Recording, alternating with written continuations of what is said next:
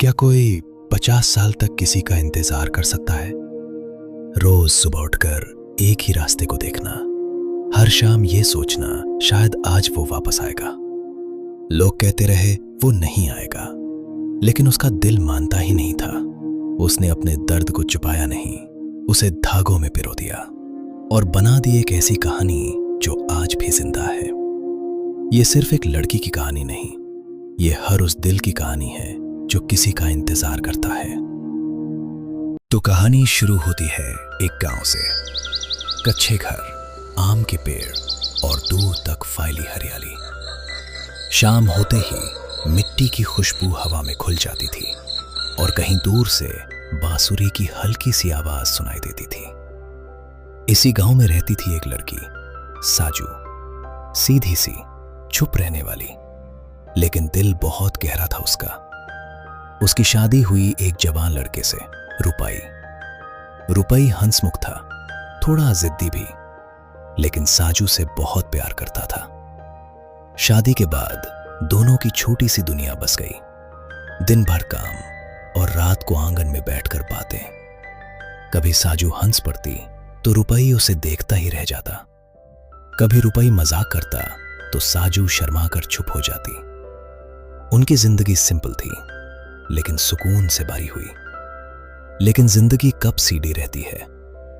एक दिन छोटी सी बात पर दोनों के बीच झगड़ा हो गया।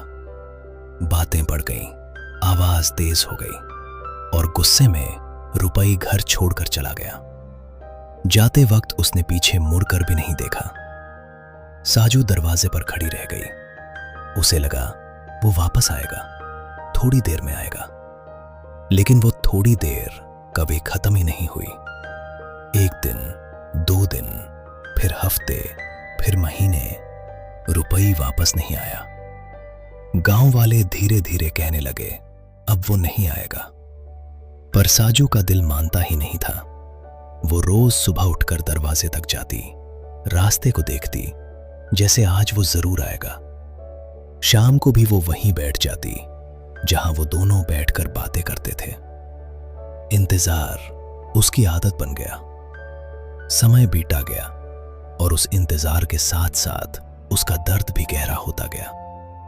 एक दिन उसने अपना दर्द छुपाने के लिए सुई और धागा उठाया। उसने एक कपड़ा लिया और उस पर धीरे धीरे नक्श बनाना शुरू किया। पहले फूल बनाए, फिर पेड़, फिर छोटे छोटे घर।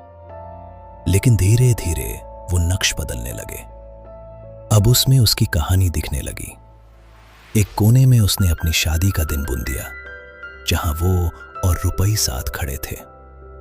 एक जगह पर उसने अपना आंगन बनाया, जहां वो दोनों बैठकर बातें करते थे। और एक जगह उसने वो पल बुन दिया जब रुपई उसे छोड़कर जा रहा था। हर सिलाई के साथ उसकी आंखों से आंसू गिरते, लेकिन हाथ रुकते नहीं थे। लोग कहते थे साजू पागल हो गई है, पर सच तो ये था वो अपना दिल कपड़े पर उतार रही थी।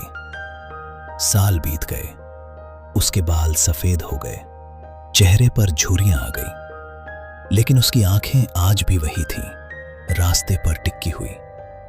और उसका हाथ आज भी सिलाई कर रहा था।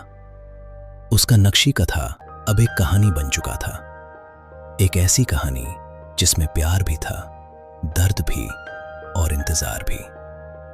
फिर एक दिन सुबह हुई, लेकिन साजू दरवाजे पर नहीं आई।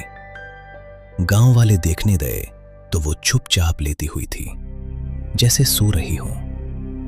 लेकिन इस बार वो सच में सो चुकी थी। उसका इंतजार खत्म हो गया था। गांव वालों ने उसे उसी नक्शी कथा के साथ दफनाया जिसे उसने अपनी पूरी जिंदगी में बुना था। धीरे धीरे उस जगह पर मिट्टी का एक छोटा सा टीला बन गया। लोग उससे कहने लगे नक्शीकथर मठ। समय बीता गया, लोग बदलते गए, लेकिन वो जगह वैसे ही रही। कहते हैं अगर तुम शाम के वक्त वहां जाओ और शांत होकर खड़े रहो तो हवा के साथ एक हल्की सी कहानी महसूस होती है, जैसे कोई धीरे से कह रहा हो वो आएगा। ये कहानी सिर्फ साजू की नहीं है, ये हर उस इंसान की कहानी है जो किसी का इंतजार करता है, कभी मिलने के लिए, कभी समझने के लिए और कभी बस एक बार देख लेने के लिए। और शायद इसीलिए नक्शी कथर मठ आज भी जिंदा है, एक कहानी के रूप में, एक एहसास के रूप में, एक ऐसे प्यार के रूप में जो कभी खत्म नहीं होता।